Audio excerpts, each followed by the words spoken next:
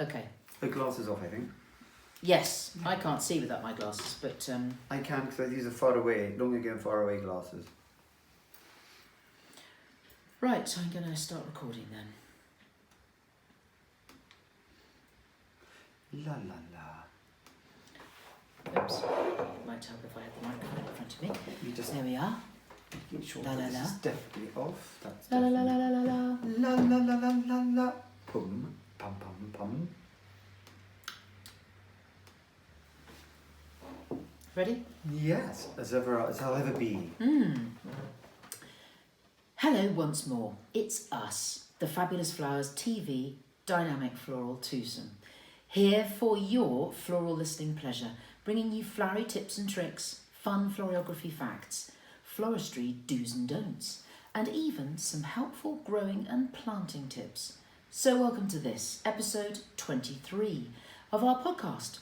And here, as always, to bring his extreme professional knowledge and uplifting flowery banter to the proceedings is, of course, the wonder that is Paulie Hawkins. Hello there, Paulie. Hi there, Lucy. How are you today? I'm very well, thank you very much. Yes, can't complain. Isn't it gorgeous? Lovely sunshine, and then the odd sort of mad, sort of tempestuous shower, actually. Yes, I don't mind a tempestuous shower.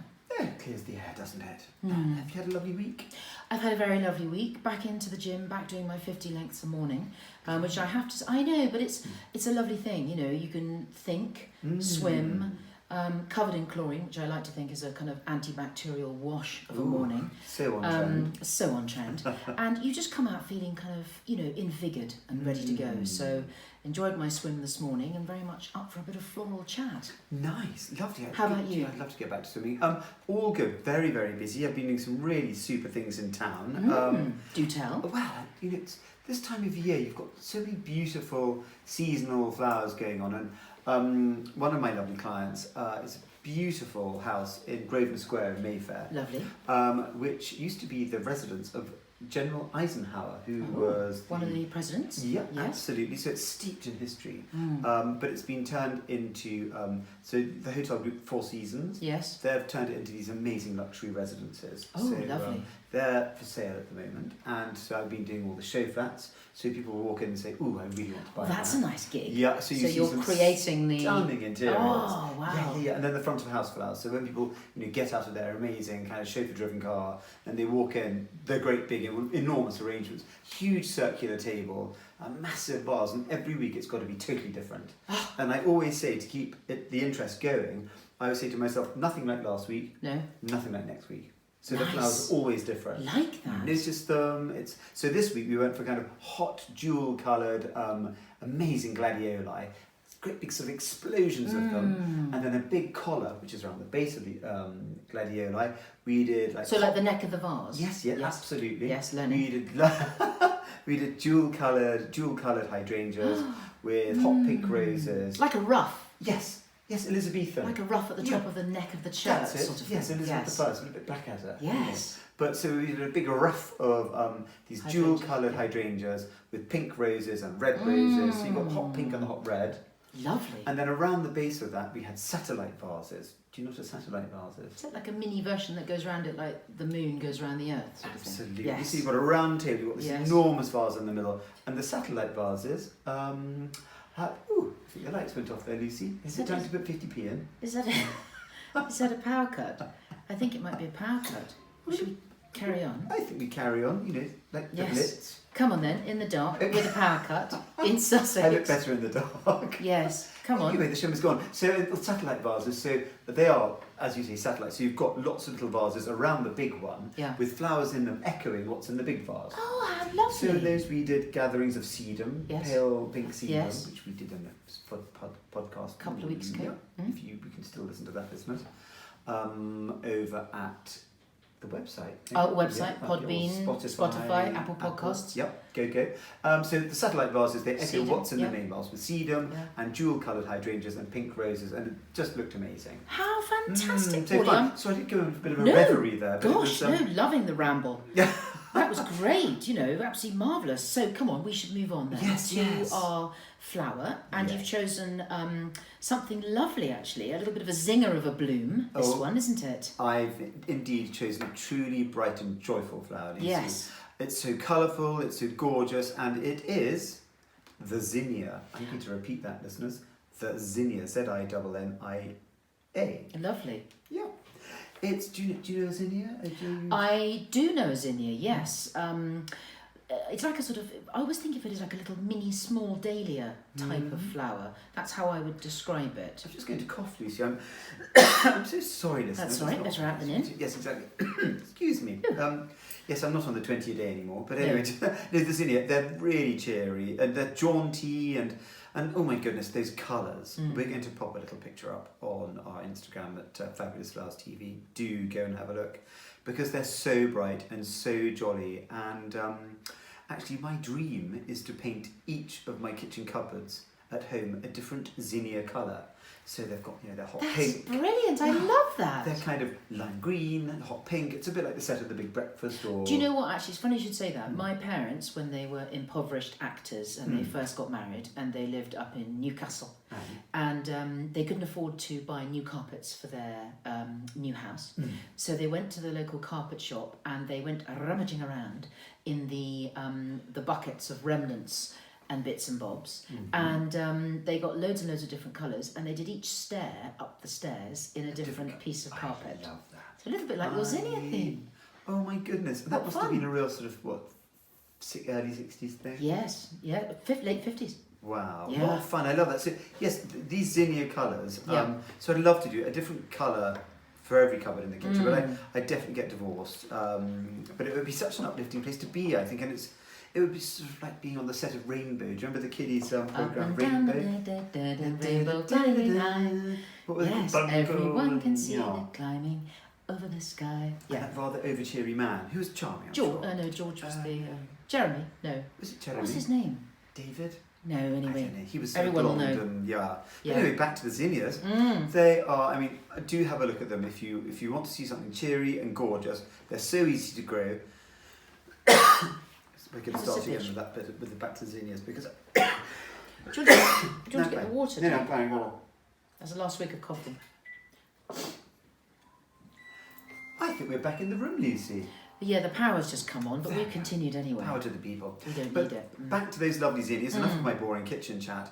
They're so easy to grow and a huge favourite of our lovely British flower growers. And as a florist, they're great for making up a table centre, and I've used them many times, and they really sing. They're just they're just fabulous, sort of all singing, all dancing. Just be brave and chop them quite short and pop them into a jam jar or two. Keep it very casual, very relaxed. Just be brave, as I say. That's me just twinging, over gesticulating everyone. Using the microphone. Twinging the yes, Hitting it. hitting it. But they're not so long lasting for the old contract work. Yeah. But they're not the most resilient of blooms, but actually who cares? Because they are the #1 contender for bright but brief flowers. Brilliant. Definitely, I would say. Brilliant. Well, that sounds good. And they're a real sort of welcome late summer. Ta-da! Yeah. And I was up at the flower market this morning. Yes. And it was just so uplifting to see boxes and boxes of the little dears. Just putting a spring in my step. Brilliant. And, I mean, they are the perfect cotton. No, they're the perfect cottage garden beauty. And Good. That's yeah. fine. They're fabulous. Sounds good, Paulie. Thanks for that. All rather fabulous. I found out that the zinnia is the genus of the plants of the sunflower tribe. So we all know that, don't we? The daisy family. We love those. We do. And as some of our Fabulous Flowers TV listeners will now know, that is the Asteraceae family. They're native to the scrub and grassland in an area stretching from southwestern United States down to South America, and they have a centre of diversity in Mexico. And the genus name Zinnia honours a German master botanist by the name of Johann Gottfried Zinn, and he hails from around the mid-18th century, so that's where they got their name from.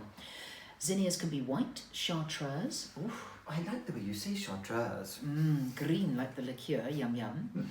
Yellow, orange, purple, lilac. So that sounds rather fun. And popular garden flowers because they come in this wide range of flowers that are coloured and shaped in so many different guises. They can withstand hot summer temperatures. So pretty good for our ever-evolving hotter and hotter summers then, I'd say, Paulie.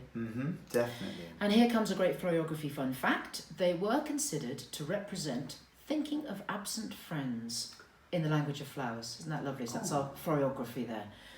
So yes. That's a lovely thing, especially in these times, as it were. But they really are the easiest little annuals to grow. Zinnia flowers is such a fantastic explosion of colour, and just bring cheer wherever they go. But the common zinnia, or Zinnia elegans, is one of the most rewarding summer flowers with it's just kind of profuse, cheery blooms. And it's an adored variety. It's adored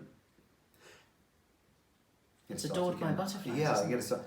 The common zinnia, or Zinnia elegans, is one of the most rewarding summer flowers with its bright colours and profuse cheeriness.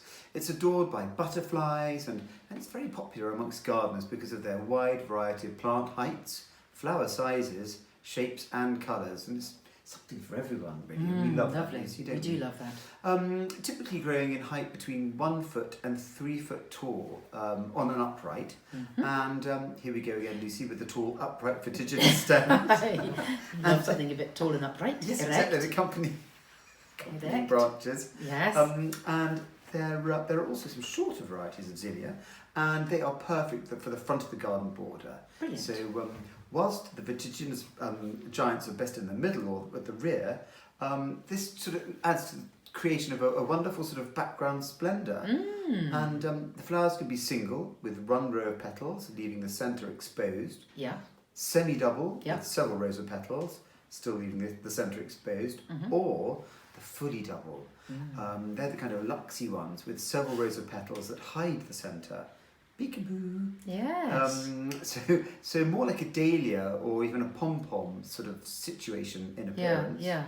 There are also some that are cactus-like with long, slim petals whose edges roll or curl back along their length, giving them a spiky look.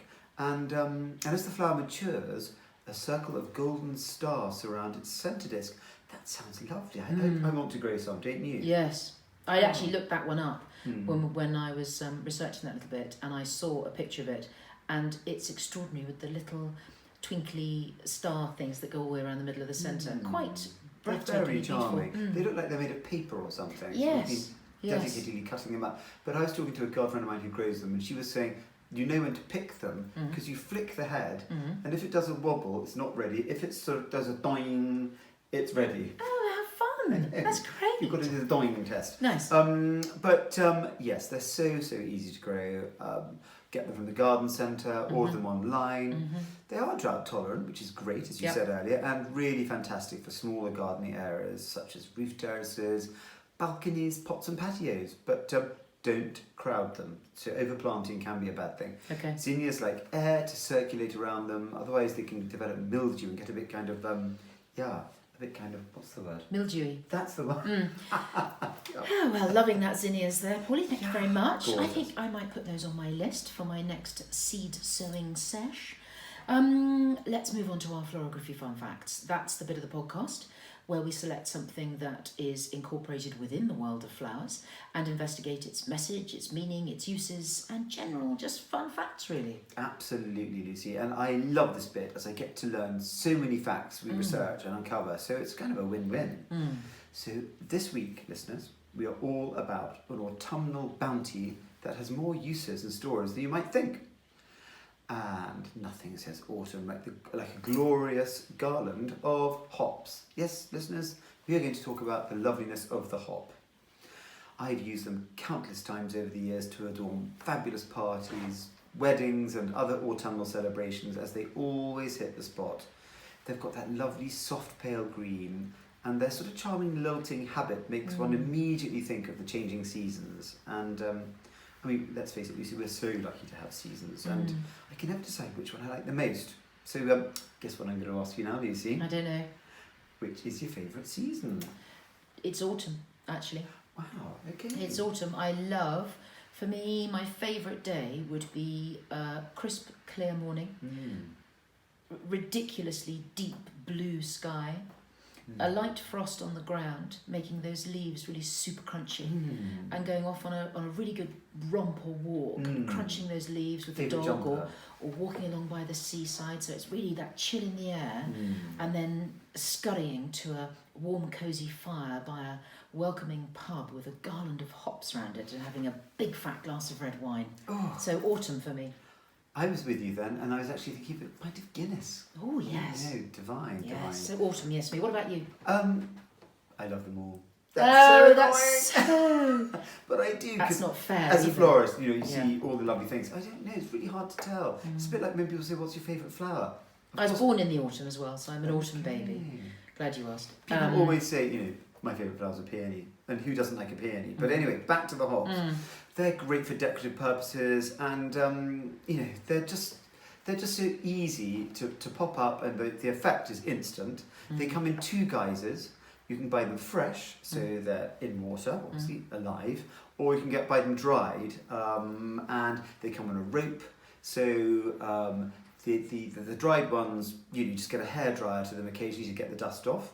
But the fresh ones can be very sticky and polleny, but it's such a romantic look. We all like a bit of romance. We do. We? It's all a bit sort of Far from the Madding Crowd. Oh, again, one of my favourite books. Love that. My mother, Mrs. Soames, used to come and do the cleaning at my parents' house. She used to call that's my favourite book, Far from the Maddening Crowd. Nice. Bless her, Mrs. Soames. Anyway, Far from the Madding Crowd. Yes, I can just see you in some pitted costume there, Lucy. Ooh. Get your bustle out. Yeah, absolutely. Get your Darcy out. They just create such a brilliant effect very quickly. So garlanding, beams in barns, over a fireplace, up the stairs. They're wonderful, and either as a companion to other garden hedgerow lovelies, so you could just be an accompaniment for star performing flowers, or equally lovely by themselves. And I think, why just save them for over a staircase or up a mantelpiece, or why not put them along your table? So I say wiggle a garland along a table, nestle in some Cox's orange pippin apples, some big pillar candles mossed into terracotta pots, and a bit of old man's beard. And can you feel my tablescaping addiction bubbling to the surface again, Lucy? I can feel your tablescaping. But I think you should tell the listeners about remind them of our lovely tablescaping video. Yes, we do have a tablescaping video up on YouTube already, and if you search for Fabulous Flowers TV, you'll find it right there, alongside many other fabulous films. Absolutely, but just back to those lovely hops. I was slightly put off them on a job a few years ago, I must say. It was the National Trust year, it's their 200th anniversary, which would be their Bicentennial? Yeah, I think that was it. And I was lucky enough to do a year of all their parties. So at Grosvenor House we did a massive one, and they invited every single owner of the piles that had been donated, as in the stately home. And we did these miniature sort of spring gardens on the tables. But anyway, hops galore. I was asked to do the service of Thanksgiving at St Paul's Cathedral. And wow! It was amazing. Have you got pictures of that? We weren't allowed to take photographs, which is really helpful. There's too many. Yes, okay. But it was we can imagine. The Queen Mother was invited, and lots of sort of dignitaries, Prince Charles, Alan Titchmarsh, the great and the good. I can't believe you're putting Alan Titchmarsh in the same sentence as Prince Charles and the Queen Mother. Stop it. Well, he is gardening royalty. Horticultural royalty, not proper royalty. But anyway, there was a plethora, I'm going to use your favourite word, of celebs there, and we decorated every surface of St Paul's with hop garlands. It was a lovely scent as you walked in. Yeah. But all my florists hated me and the hops by then, by the time the job was done. But if you want to buy them, go online. My brothers often decorated their old pub with them, and it's just such an instant lovely thing for some rustic charm. Yes, lovely. Very nice. Well, I think always I have that in my mind, the visual you described of being in a pub, having them twisting around sort of beams in a Sussex or a Kent house. Hops are in fact the flowers of the hop plant, and that's a humulus lupulus. Sorry? A humulus lupulus. Stop it. A member of the Cannabaceae family of flowering plants. Is that what I think it is? Yes, I think it is. They used to be used primarily as a bittering or flavouring and stability agent in beer, and in addition to the bitterness, they also impart a floral, fruity or citrus flavour and aroma to different kinds of beers. Hops can occasionally be found in hedgerows, even in areas where there is no history of hop growing. Hop vines can grow up to about a foot a day, and cones, which is the actual word for their flowers, the cones on the hops blossom in the autumn, as we know and as you were saying. September and October are usually the best months for harvesting hop cones. They can be dried for later use, but they will lose their potency when exposed to light and air after a few months of storage. So, a few housekeeping notes here too, Paulie. If you have sensitive skin, you might want to wear gloves and make sure your arms are covered when you're picking those hops. Dermatitis can sometimes result from harvesting them. And please also note that hops can be toxic to dogs, so keep those little pooches away. Gosh, a lot of hop-tastic moments there, Lou. I'm loving all that. But yes, having used them before, they can make you a little bit itchy. But a pillow filled with hops can be a fabulous remedy for sleeplessness. It's quite a traditional one. You can easily make your own and can optionally add an equal measure of dried lavender flowers to sweeten the scent. Wrap it well, make a pillowcase to avoid the hops' oils from staining your bedding. Put under your pillow to help you sleep. Ooh, that sounds nice. Soporific as I speak. They've been used in tea for at least as long as they've been used in beer. The tea is often used as a bedtime drink due to its natural sedative properties. You can dry foraged hops and use them for making tea, and it can be very bitter, so you might need to sweeten with a little bit of honey. Nice. Nice. And some people add other complementary flavours to hop tea. That sounds nice. Ginger, citrus peel, chamomile, lemongrass, lemon balm, or other herbs. Ooh, do you like a herbal tea, Lou? I would go maybe a mint tea after dinner, or perhaps a jasmine after a Thai meal. I'm an Earl Grey myself. Yeah, I know what you're saying. Yeah. Yes, but they could also be used in cooking, the old hops. Gosh, they're so versatile. Aren't they? But they're incredibly strong flavoured, so their bitterness can take over a dish. So use very sparingly, all you cookers out there. Hops are the spice of the beer, I suppose, so they can play a similar role when added to cooking in some recipes. So why not sprinkle some hops lightly, or very lightly, as they're quite a robust flavour, as a dried or flaked condiment on things like mashed potatoes. Do you know, you say mashed potatoes, it instantly makes you feel hungry. Makes me think of our friend in Ireland, Dolly Buckley, mashed potato. She's good at mashed potato. She loves a potato. She loves a potato, and I lots of butter and salt and pepper. Yum. Yes, hops can also be sprinkled in pasta dishes, or maybe on some lovely butternut squash or autumnal soup. I mean, the hops, it's endless. Isn't it? That's great. I think I might try some of those. And finally, here are a few fun facts on hops. Hops grow on bines. That's bines with a B, everybody, not vines with a V. So bines grow and twist around something. Vines grow little tendrils like arms that grip onto things. Well, that's funny. So vines got teeny tiny arms, and bines just wrap around it. Hops always twist in a clockwise direction. Even if you try and change that or force them into a different direction, they will unwind and go back to a clockwise direction. Stubborn little things. Isn't that amazing? Fascinating. And you were right, Paulie. Hops are a cousin of Cannabis sativa, better known as marijuana. Like cannabis, hops have sexes. They are male or female plants. You can distinguish this by their flowers. Only the female flowers produce the hop cones used in beer. Once again, girls quite useful, boys okay for a bit, then move on. Steady. Hops can also help you sleep, as you mentioned, and apparently you can smoke hops as well as a sleep aid. Of course, you can drink a few pints of beer as well, and that'll have the same effect. So here we are, Paulie, many fun facts, interesting info on hops, but best we gather some garlands and make a beautiful sort of hop tablescape, I think, don't you think? Should we do that? Sounds a lovely idea, because it's very simple. Just fling it on the table with some bits of loveliness, apples and loveliness, as I said earlier. But I love an autumnal tablescape. Gathering leaves and all these lovely things on your doorstep. Vines and berries and leaves and berries and cherries and few candles and ornaments from the house. Oh, I anything. can't wait. Let's do it. Yeah, I can't wait either, Lucy. Let's get going on that. And we can film that whilst I do it and upload it on our Fabulous Flowers TV YouTube channel. That's a good so that idea. Everyone can have a go. That's a very good idea. Let's do that. I can't wait for that. I love watching you work. It's very inspirational and it makes me feel like I can have a go myself. Oh. And try and do some impressive things, which is what you do, Paulie. And speaking of impressive things, we actually had a wonderful floral display sent to us from Sarah Keegan, I think it is, Sarah Keegan. She was inspired by our podcast on sedum. She'd never considered using it in her vase inside her house. She does have some in her garden, but she gathered some, popped it in a vase, popped it up on Instagram, tagged us at Fabulous Flowers TV, and I think it looks rather fabulous, don't you think, Paulie? It looks really fabulous, and we just love filming our little flowery filmettes, and we've got quite a few in the pipeline.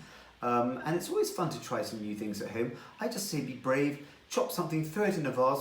What can go wrong? They're not going to bite you, you know. No, true. So follow us, subscribe to our TV channel over on YouTube, and pop something up, and we'd love to share it with the listeners and viewers.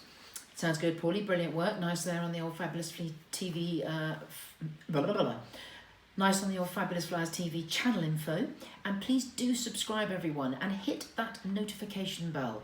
You'll see it when you go on our Fabulous Flowers YouTubes. And what happens is it will tell you when we're about to release a new film.